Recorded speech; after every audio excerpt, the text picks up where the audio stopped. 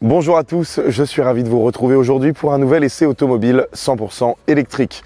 S'il y a bien un constructeur français qui a su faire parler de lui cette année en 2024, eh bien c'est Renault, notamment puisqu'on dit adieu au Scénic en monospace et bonjour au SUV familial qu'on accueille aujourd'hui. Et oui, ce Scénic il vient pour concurrencer des gros noms du milieu de l'électrique, notamment la Tesla Model Y ou encore son homologue et concurrent direct, le Peugeot i3008. Alors, est-ce qu'on perd en confort, est-ce qu'on perd en modularité, qu'est-ce qu'on y gagne avec ce SUV familial qui est devenu le Renault Scénic E-Tech? Eh bien, c'est ce qu'on va découvrir ensemble aujourd'hui lors de cette journée d'essai. Ça se passe sur la chaîne de BIV, expert en véhicules électriques et solutions de recharge. La sortie de ce Renault Scénic E-Tech s'inscrit dans un contexte de guerre entre les différents constructeurs de SUV 100% électriques. Dans un premier temps, il vient concurrencer la fameuse Tesla Model Y, best-seller sur le marché, ou encore son homologue, la Peugeot i3008, sortie à la même période. On pourra aussi citer le Skoda Enyaq, la Volkswagen ID.4 ou encore le Volvo EX40. Cependant, ce Scénic, il présente deux arguments qui sont assez solides. Le premier étant qu'il est produit à Douai, dans son usine Renault en France, et puis le second est la présence de bonus écologique dont vous pouvez bénéficier, en tout cas actuellement puisque nous sommes en juin 2024. En effet, ces 4 000 € du gouvernement, vous pouvez en bénéficier quelle que soit la finition choisie, que ce soit la petite motorisation ou la grosse, et que vous soyez en techno, esprit alpine ou même encore iconique, vous pourrez profiter de ces 4 000 € de bonus accordés par l'État. En parlant de motorisation, vous retrouverez deux motorisations différentes sur ce Renault Scénic E-Tech qui permettent d'embarquer deux batteries différentes. La première se nomme l'autonomie confort, développe 170 chevaux et embarque une batterie de 60 kWh qui lui permet d'annoncer 430 km d'autonomie en cycle WLTP. Tandis que la seconde, elle, s'appelle la grande autonomie, embarque une batterie de 87 kWh et permet de développer 220 chevaux. Il s'agit du même moteur que sur la Mégane E-Tech 220 chevaux, ce qui lui permet d'annoncer 625 km en cycle WLTP. Notez que, quelle que soit la motorisation choisie, vous aurez toujours une transmission 2 roues motrices traction. On n'aura pas de 4 roues motrices sur ce Renault Scénic E-Tech. Vous aurez différents niveaux de finition sur ce Renault Scénic. D'abord, si vous basculez sur l'autonomie confort, eh bien, vous aurez la finition évolution puis techno. Tandis que si vous basculez sur la grande autonomie, vous aurez techno, ainsi que techno option esprit alpine ou encore techno option iconique. L'entrée de gamme de ce Scénic, c'est-à-dire petite batterie évolution, démarrera à 39 990 € et puis rappelez-vous, vous pouvez déduire le bonus écologique de 4 000 €, tandis que grande batterie plus option iconique, celui-ci vous reviendra à 52 490 €. En parlant tarification, n'oubliez pas que faire l'acquisition d'un véhicule électrique, c'est certes identifier le bon véhicule, mais aussi associer le bon financement. C'est pourquoi je vous invite à vous rendre sur notre site internet biv.co. BIV, c'est l'interlocuteur unique qui vous permet de faciliter votre transition vers l'électrique, que vous soyez un professionnel ou un particulier. On vous accompagne dans le fait de trouver le bon véhicule, y associer le bon financement au meilleur prix et installer chez vous ou sur votre lieu de travail la meilleure solution de recharge grâce à nos installateurs certifiés IRVE. Abordons le design de notre Renault Scénic. Je vous l'ai dit en début de vidéo, et puis de toute façon, vous le voyez bien, cela n'a plus rien d'un monospace. On est sur un SUV, mais familial. Familial dans la conduite, par contre, dans le design, eh bien, c'est plutôt sportif, et c'est relevé par le caractère de notre option esprit alpine aujourd'hui. Vous le voyez au travers du capot nervuré et de ses arêtes saillantes, avec nos feux LED Pure Vision, et puis cette nouvelle calandre dessinée par Gilles Vidal, le tout surplombé par ce gros logo Renault. Le bouclier, lui aussi, est assez sportif avec une lame avant décrite comme F1. Ensuite, vous retrouverez ici les clignotants qui nous rappellent les dernières Clio sorties chez le constructeur aux losanges. Mais regardez aussi ces jantes derrière moi. Vous avez le choix en fonction de la finition entre du 19 pouces ou même du 20 pouces. Ici, ces jantes diamantées en alliage, eh bien, c'est du 20 pouces, les Speedway. Vous retrouverez notre badge Esprit Alpine ainsi que des jupes latérales qui elles aussi sont retravaillées et au-dessus, eh bien, les poignées affleurantes du Scénic. Tout ça est relevé par une superbe peinture qui est en option à pas moins de 2200 €, le gris schiste satin avec ce toit noir au-dessus. Notez que c'est un coloris qui est spécifique à l'option Esprit Alpine. Et allez, on est un petit peu tatillon, disons que sur cet Esprit Alpine, on aurait aimé retrouver des étriers de frein bleus, pourquoi pas, pour faire ressortir nos jantes diamantées. L'aspect dynamique de ce Scénic, on le retrouve aussi dans les arêtes saillantes, même à l'arrière. En plus de ça, vous retrouverez le béquet sportif avec le 3e feu stop intégré, puis ses empiècements latéraux sur les côtés. Ici, le badge E-Tech ainsi que la nomenclature scénique surplombée par le losange de la marque. Mais regardons de plus près ce qui est le plus important pour un SUV familial. Vous le voyez grâce à ce haillon électrique qui est de série, quelle que soit la finition choisie. Je parle évidemment du coffre et du seul et unique coffre puisqu'il n'y a pas de frunk sur ce Renault Scénic E-Tech. On a ici 545 litres de volume utile. Alors de l'espace, on en a. On peut mettre 2 grosses valises sans souci et même un petit peu plus. On retrouvera un double fond qui permet d'y loger tous les câbles de recharge. Là-dessus, il n'y a aucun problème. De ce fait, on a des banquettes qui sont rabattables en 40-20-40, permettant d'avoir plus de 1600 litres de volume utile lorsque les banquettes sont rabattues. Point noir, attention, selon moi, ce qui est un peu regrettable de ce fait, c'est qu'on a un seuil de chargement ici qui est assez haut, vous le voyez, ça va jusqu'au milieu de mon poignet juste là, et donc si on veut charger, eh bien c'est pas pratique, notamment quand on a de grosses valises qui sont lourdes. Un peu plus tôt on parlait du 3008, eh bien là-dessus, le Scénic est meilleur, puisqu'on a 545 litres pour le Scénic versus 520 pour le Peugeot i3008. Néanmoins, la Tesla Model Y conserve sa place de numéro 1 sur la taille de coffre avec ses 850 litres. On vous l'a dit tout à l'heure, sur ce Renault Scénic E-Tech, il n'y a pas de frunk.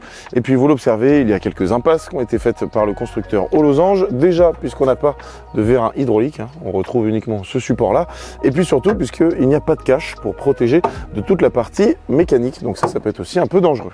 En termes de dimension, mine de rien, ce Renault Scénic E-Tech, eh bien, il s'inscrit dans des gabarits plutôt classiques, dans le segment des SUV, avec ses 4,47 m de long, 1,86 m de large et 1,57 m de haut. Globalement, il est plus bas, moins large et aussi moins long qu'un Peugeot i3008, idem pour une Tesla Model Y qui, elle, est beaucoup plus grosse.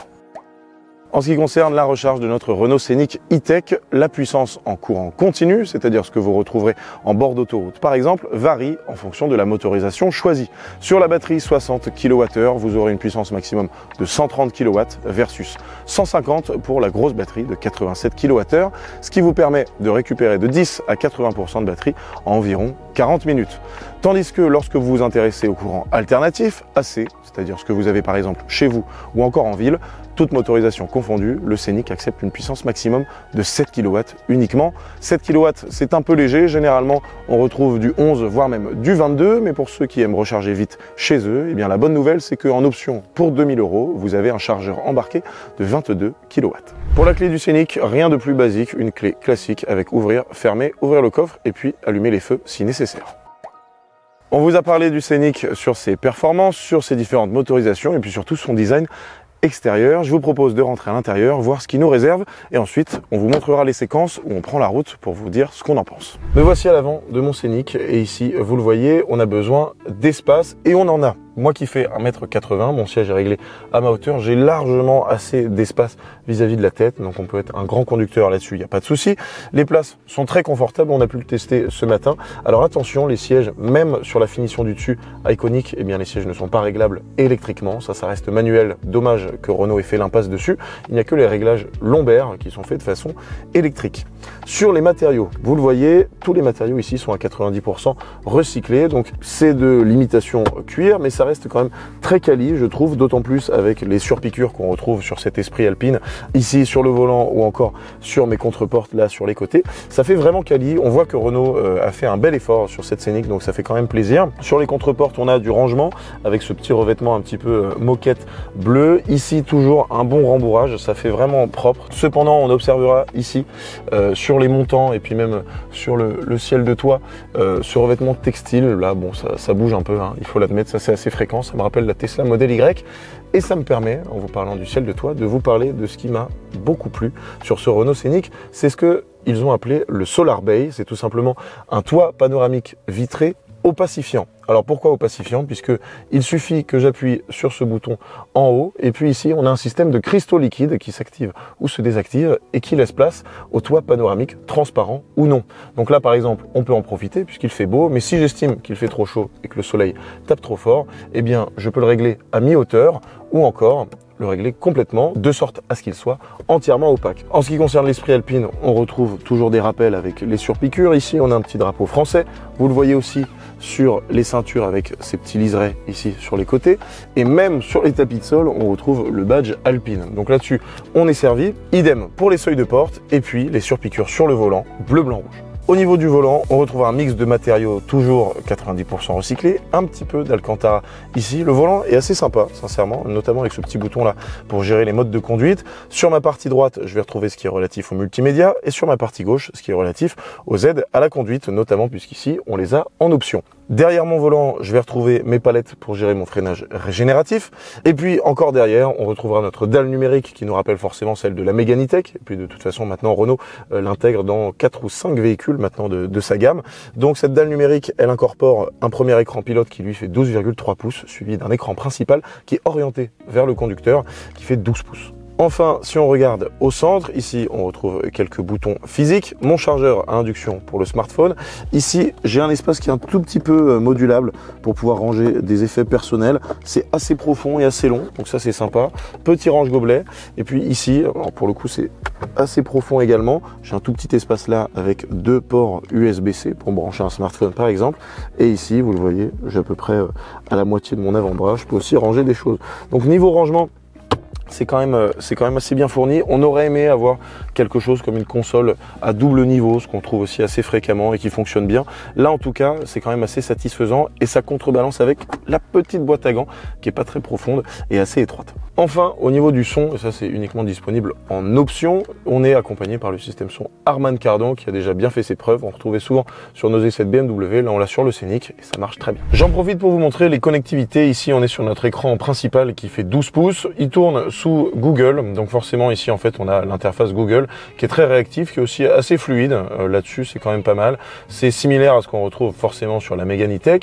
Ici, pour le planificateur d'itinéraire, ce sera Google Maps. On a quelques raccourcis, notamment pour les bornes de recharge. Là-dessus, on peut aussi gérer les différents niveaux de courant qu'on veut retrouver. J'ai le temps pour m'y rendre. J'ai aussi la disponibilité. Enfin voilà, ça c'est vraiment toujours aussi bien fait. Google là-dessus, ils s'en sortent très bien. Si je veux aussi vous partager quelques bons tips, eh ben on aura l'Apple CarPlay et puis l'Android Auto qui seront de série et puis surtout sans fil. Donc pas besoin de connexion filaire, heureusement. Avec le Play Store, puisqu'on est sous Google, on peut rajouter des applications. Donc ça pose pas de souci. Et il y a un petit feature qui m'a bien plu. Ici, ce sont mes différents modes de conduite. Quelques raccourcis pour les aides de conduite, la caméra 360. Ça concerne ce qu'il nomme l'EcoScore. Alors il a aussi le Safety Score, qui est pertinent, mais moi je préfère l'EcoScore puisqu'on est sur une électrique. Il vous donne globalement votre score vis-à-vis de votre consommation d'électricité et si vous avez une éco-conduite. Ici, on est à 63 sur 100. Forcément, on a bien profité du mode sport. Donc, on aurait pu l'optimiser et ça vous donne quelques conseils pour que vous puissiez optimiser ce score et ainsi avoir une consommation qui est encore plus basse pour profiter de votre charge unique. Donc ça, c'est malin. On peut faire pareil avec le Safety Score qu'on avait aussi, il me semble, sur la Megane E-Tech. Ici, pareil, vous voyez qu'on a bien conduit puisqu'il prend en compte les distances, la trajectoire et puis surtout les vitesses vis-à-vis des limitations. Au-delà de ça, ça reste quand même généralement très similaire à ce qu'on a sur la Megane E-Tech ou encore sous tous les systèmes d'exploitation Google qu'on retrouve sur pas mal de véhicules désormais. Donc il n'y a rien de particulièrement affolant, de la même manière que rien n'est non plus hyper poussé. Ça reste très fluide, très réactif et surtout ça fonctionne bien. On peut lui faire confiance, donc là-dessus, rien à redire. À gauche de notre écran principal, on retrouvera notre écran pilote qui fait 12,3 pouces. Alors celui-ci, je trouve qu'il est quand même très bien intégré. Avec ma petite molette sur le côté droit de mon volant, vous le voyez, je peux défiler ici avec des informations relatives à ma conso et puis surtout mon autonomie. Là, c'est ce que je vous disais tout à l'heure, on oscille entre 17,0 et 17,1. Ici, on voit le niveau d'autonomie restante, surtout qu'on soit en cycle urbain ou encore en cycle routier. Donc ça, c'était bien intéressant. Et il y a une autre possibilité que j'aime bien. Alors, il n'y a que cette animation qui est un peu trop longue qui me dérange un peu. C'est que je peux adapter mon écran pilote. Ici, on peut notamment retrouver la navigation. Moi, c'est ce que j'utilise. Comme ça, je quitte moins les yeux de la route. Et puis, ça me permet de ne pas regarder l'écran principal. Au-delà de ça, classique, mon niveau de batterie. Ici, vous aurez le mode de conduite qui est renseigné. Là, c'est ce que vous voyez lorsque je change mon mode de conduite. Et puis, avec mon volant, toujours pareil. Vous le voyez, si j'appuie sur mode sur le côté gauche, eh bien vous voyez toutes les assistances à la conduite qui sont enclenchées ou non. Donc globalement, l'écran pilote, il est grand, il est large, il est bien visible et ça peut constituer une bonne alternative à l'absence d'affichage tête haute. Donc là-dessus, rien à redire non plus.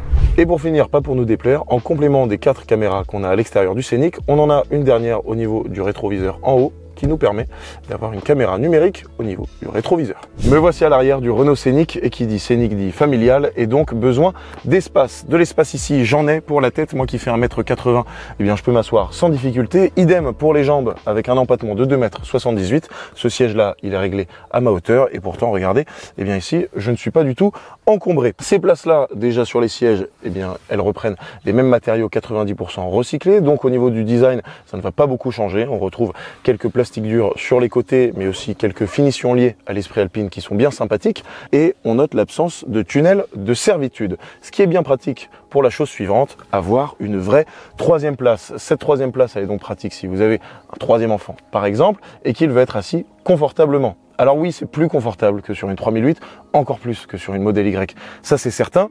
Cependant, ce serait pas hyper pertinent de mettre un enfant là-dessus sur un long trajet. Puisque oui, c'est confortable et pratique, puisque ces rembourrés-là, ce ne sont pas de simples range-gobelets, c'est ce que Renault appelle Genius. Regardez, ici, vous pouvez déplier cet accoudoir, ce qui permet de poser un smartphone pour les longs trajets, regarder un film, écouter de la musique, disposer quelques effets personnels, et puis surtout, au total, vous compterez 4 ports USB-C, 2 ici, et puis 2 juste là, juste en dessous de la gestion de la climatisation. Enfin, je terminerai avec les rangements, donc vous en avez un petit peu au niveau de l'accoudoir central, et puis sinon vous en aurez ici pour poser un smartphone par exemple, de grosses aumônières sur le côté gauche et le côté droit, et puis aussi un petit peu dans les contreportes. Petite perte par rapport aux Scénic des anciennes générations, désormais les banquettes à l'arrière, elles ne sont plus coulissantes. En parlant des familles justement, n'ayez pas d'inquiétude puisque pour les parents, vous retrouverez des fixations Isofix à l'avant sur le siège passager, et puis aussi à l'arrière, ici et là.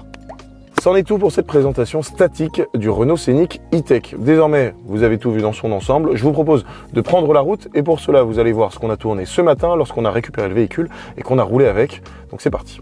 Il est 10h40, on vient de récupérer notre Renault Scénic E-Tech. Alors, ce que je vous propose, c'est de prendre la route. Aujourd'hui, c'est direction le château de Dampierre, donc je vais le rentrer dans mon planificateur d'itinéraire qui n'est autre que Google Maps. On est parti pour 36 minutes de route, sachant qu'actuellement on part avec 100% de batterie et on est censé arriver avec 93%. Donc 32 km visiblement sont égaux à 7% de batterie sur ce Renault Scénic E-Tech. En ce qui concerne la température, il fait 18 degrés, il fait plutôt beau, donc en conséquence on a une route qui est sèche.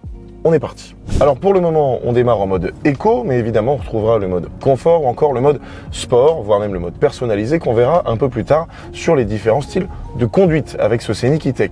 Et puis forcément on va parler de freinage régénératif. On trouve des palettes qui sont disponibles à partir de cette option Esprit Alpine du Scénic. Je peux les gérer à gauche comme à droite. Alors on n'a pas de mode one pedal, c'est-à-dire que le véhicule ne va pas jusqu'à l'arrêt complet. Cependant, on peut gérer ce freinage régénératif de sorte que le frein soit plus ou moins fort. Alors, au niveau de la direction, pour le moment, c'est assez précis, malgré le fait qu'on soit en mode éco, puisque après, plus on va augmenter en mode de conduite, plus on va avoir une direction qui va se raffermir. Là, c'est assez précis. Je trouve que le volant, il me faisait un peu peur, je le trouvais un peu gros, et au contraire, c'est assez maniable, ça se manie bien. Là, on a quitté quelques petites ruelles, et puis on a aussi une maniabilité qui est au poil. On a un rayon de braquage qui est pas trop large non plus, ça se manie très bien. Et puis même si d'extérieur, on a la sensation que ce Scénic E-Tech, il est assez imposant, pas tant que ça. Au contraire, on peut le comparer à son homologue le 3008 chez Peugeot.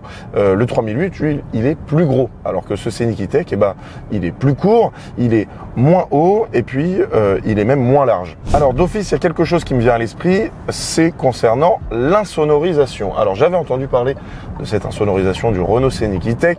Semblait-il qu'on avait quelques sifflements à partir de 80, 90, voire 100 km/h. Eh bien là, mine de rien, on roule à 70 km/h, on est planché à 70, on entend quelques sifflements. Il n'y a pas trop de bruit de roulement autour de nous, puisque la route est sèche. Par contre, il est vrai, regardez, je vais accélérer un petit peu, on a du vent, et là, je ne pense pas que ça puisse s'entendre à la caméra. On a pas mal de sifflements malgré tout. Donc insonorisation, attention. Le mode éco, là, on commence à rejoindre un petit peu de voie rapide. Donc on va le quitter, j'appuie sur mon bouton à droite de mon volant et on va le passer en confort. Ah, là on a déjà plus de réactivité.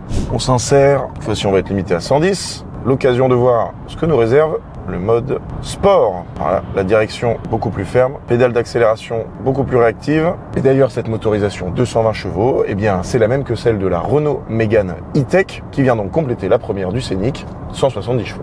Et d'ailleurs, notre Mégane et le Scénic, eh bien, ils ne partagent pas que la même motorisation en 220 chevaux, mais aussi la même plateforme, puisque c'est la CMF EV. Selon Renault, il y a plus de 27 systèmes d'aide à la conduite sur ce Renault Scénic E-Tech. Alors évidemment, on trouvera la caméra de recul, les avertisseurs d'angle mort, mais moi, je vais me pencher sur quelque chose de plus intéressant, notamment lorsqu'on est sur voie rapide. Ce sont les aides au maintien dans la voie, ou encore ce que Renault appelle l'Active Assist. Alors pour cela, je n'ai qu'à le sélectionner. J'ai même mon limiteur de vitesse, j'ai mon régulateur adaptatif de vitesse, et là cette fois-ci Active Assist sélectionné.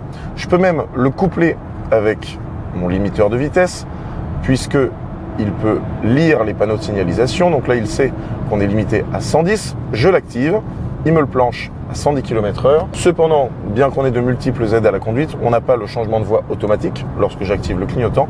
Et là vous voyez, il prend très bien cette courbe, je ne tourne pas le volant, simplement je le garde en main. Alors il a pas mal ralenti dans la courbe, mais parce qu'il prend aussi en compte la distance qu'il y a avec le véhicule devant. Donc sur le maintien dans la voie, on se fait pas peur. En courbe, non plus. On va regarder ce que ça donne au niveau du freinage régénératif. Je vous l'ai dit, j'ai des palettes à gauche et à droite de mon volant, donc je peux gérer son intensité.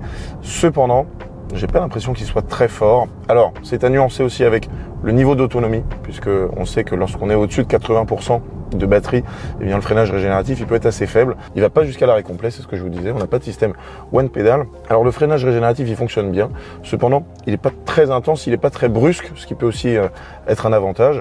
Là, j'ai l'impression qu'en ville, ça va quand même être assez agréable, ça va rester convenable. Cependant, si là, c'est les sensations qu'on retrouve avec le freinage régénératif à son niveau maximum, je pense que si on est sur le niveau 1 ou 2, ça va pas être très pertinent. Voilà, écoutez, je ne peux que vous reconfirmer mes propos. On vient d'emprunter une petite dizaine de gros virages, à peu près 7-8, et sincèrement, la tenue de route est excellente, ça tangue pas, on n'est pas brusqué, bien au contraire, on est accroché à la route, malgré le fait qu'on soit sur une 2 roues motrices, hein. Il n'y a pas de motorisation 4 roues motrices disponible sur ce Scénic, et pourtant, ça fait très bien le travail. Alors je reviens sur un point noir selon moi du Renault Scénic E-Tech. Tout à l'heure, quand on était sur voie rapide, je vous parlais de l'insonorisation qui me paraissait assez mauvaise, encore plus avec des sirènes d'ambulance.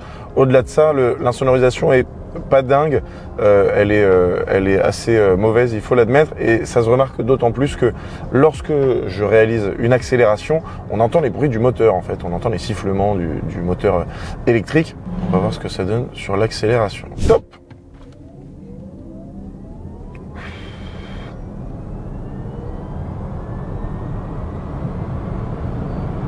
« 104 ». Alors vous l'avez vu, 220 chevaux, donc je suis loin d'être plaqué contre le siège, hein. Il réalise un 0 à 100 un petit peu moins de 8 secondes sur cette motorisation 220 chevaux. Donc non, on n'est pas brusqué, ça c'est clair. Cependant, ça permet de vérifier qu'il y a assez de réactivité.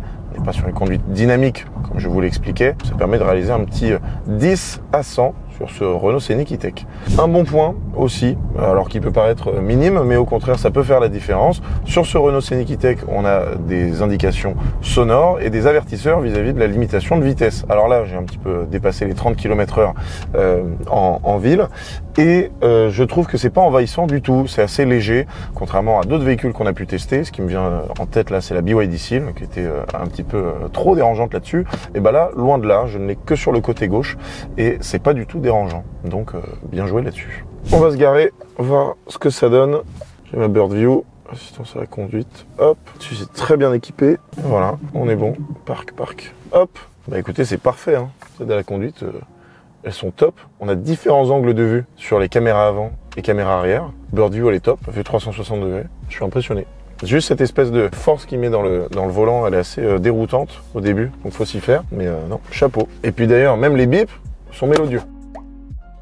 Écoutez, on vient d'arriver à destination, on va pouvoir rendre notre Renault Scénic E-Tech. La bonne nouvelle concerne la consommation, puisqu'on est à très exactement 17,1 kWh au 100 km pour une distance totale de 90,5 km. Donc c'est une consommation qui est vraiment très bonne. Renault a annoncé un petit peu moins de 16,9 kWh au 100 si je me souviens bien, donc on n'en est pas loin, surtout qu'on a pu profiter de tous les différents modes de conduite, notamment le sport. Je m'attendais vraiment à une consommation plus importante et au contraire, on se rapproche vraiment de ce qu'annonce le constructeur. Donc ça signifie que théoriquement, vis-à-vis des 90 km réalisés pour une consommation de 17,1, on pourrait aller, théoriquement encore une fois, jusqu'à 508 km réels. Donc c'est vraiment pas mal pour la batterie 87 kWh de notre Renault Scénic. Maintenant que cet essai est terminé, je vous propose de partager avec vous ce que nous avons pensé de ce Renault Scénic E-Tech à terme.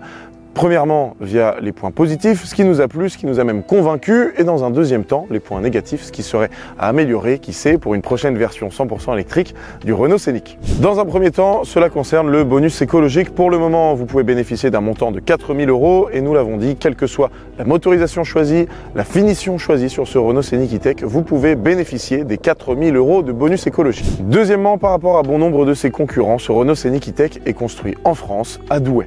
Dans un troisième temps, je mettrai un très gros point pour les excellents agréments de conduite de ce Renault Scénic E-Tech. Vous l'avez observé, il y a une très bonne répartition du poids tout autour du châssis, ce qui permet d'avoir une très bonne tenue de route. La direction est précise, le véhicule est maniable et les amortisseurs sont tout à fait convenables, ce qui permet à ce SUV familial d'être un choix tout à fait pertinent. Par la suite, j'aimerais mentionner son look. On commence à être habitué au SUV, il y en a partout. La preuve, on n'a même plus de monospace désormais dans l'automobile 100% électrique. Ici, on a un look qui est quand même assez dynamique et sportif. On peut remercier Gilles Vidal qui est arrivé chez Renault pour inclure un petit peu sa patte. En tout cas, cette peinture-là, elle est très sympathique et avec des configurations, on peut la personnaliser à sa guise. Enfin, je terminerai avec une technologie au sein de ce Renault Scénic E-Tech, c'est le toit panoramique opacifiant. Vous le voyez, on est habitué à avoir des toits panneaux, donc ça c'est sympa, notamment sur la Tesla Model Y par exemple. Cependant, il y a certains SUV sur lesquels il n'y a pas de cache. Là, le problème est réglé grâce à cette technologie de cristaux liquides. Vous pouvez le gérer à votre guise et puis même sur 3 positions, ouvert, milieu, fermé. En somme, ce Renault Scénic E-Tech, il dispose de beaucoup d'avantages, mais ça contrebalance avec quelques points noirs qu'on va aborder tout de suite. Dans un premier temps, vous l'aurez deviné, il s'agit de la recharge. Oui, déjà en courant alternatif, quelle que soit la motorisation choisie, vous n'aurez que du 7 kW, ce qui est très regrettable quand on voit que chez la concurrence, on a généralement du 11, voire même du 22 de série. Là, l'unique moyen de se sortir de ce 7 kW, c'est de payer 2 000 € en option pour avoir un chargeur embarqué de 22 kW. Ça, c'est dommage. Et puis, en courant continu, on aura le choix entre du 130 sur la petite batterie ou encore du 150 kW sur la grosse batterie, ce qui, là aussi, est regrettable quand on a une batterie de 87 kWh, comme sur la grande autonomie de ce Scénic. Dans un deuxième temps, je pense qu'on aurait aimé retrouver une motorisation un peu plus puissante, certes, mais surtout avec 4 roues motrices. Ici, on est sur une traction, mais il y a aussi des besoins qui existent en campagne, en montagne, où le 4 roues motrices est quand même beaucoup plus recommandé, et ce Scénic E-Tech aurait pu y répondre sans problème si cette motorisation existait. Enfin, ici on parle d'un SUV familial, je vous l'ai dit, on a besoin de place, d'espace et surtout de rangement. Alors c'est dommage d'observer qu'il n'y a pas de frunk à l'avant de ce Renault Scénic E-Tech, et mention spéciale pour l'absence du cache pour protéger par rapport au moteur, ça peut être un peu dangereux. Un autre point regrettable sur ce Scénic E-Tech est la hauteur du seuil de chargement au niveau du coffre. Le coffre, lui, est de très bonne taille, tout à fait convenable. Cependant, si on veut charger quelque chose de lourd, c'est dommage que le seuil de chargement représente un obstacle, donc il aurait fallu l'abaisser un petit peu. Et là, je vais vous faire part d'un petit peu de nostalgie cette fois-ci par rapport aux anciennes versions de ce Scénic. On perd, je trouve, en modularité par rapport aux anciennes générations. Je prends un exemple tout simple, le fait de pouvoir coulisser les banquettes à l'arrière, désormais, ce n'est plus possible. En conclusion, il n'est pas surprenant d'observer que ce Renault Scénic E-Tech ait été élu voiture de l'année 2024. Alors certes, on passe d'un monospace avec tous les agréments d'une familiale à un SUV. Sauf que ce SUV, oui, il est bien familial. On a de l'espace, on a de gros rangements, mais il est vrai que certains points auraient pu être à améliorer. Enfin, on a l'avantage de pouvoir coupler 2 choix de batteries différentes, une batterie 60 kWh et l'autre 87 kWh. Selon moi, il est beaucoup plus intelligent de s'orienter vers la 87. On a ici 625 km annoncés par Renault, ce qui vient dépasser par exemple la Tesla Model GLY grande autonomie propulsion qui, elle, eh bien, s'arrête à 600 km selon le constructeur. Donc on a ici un véhicule qui est capable d'aller chercher des sommets, qui a déjà rencontré un grand succès commercial sur cette année 2024, et cela n'est pas surprenant. Qui plus est, on sera ravi d'observer que Renault a fourni les efforts nécessaires pour avoir un véhicule de grande qualité, que ce soit sur les finitions ou encore sur la qualité d'assemblage.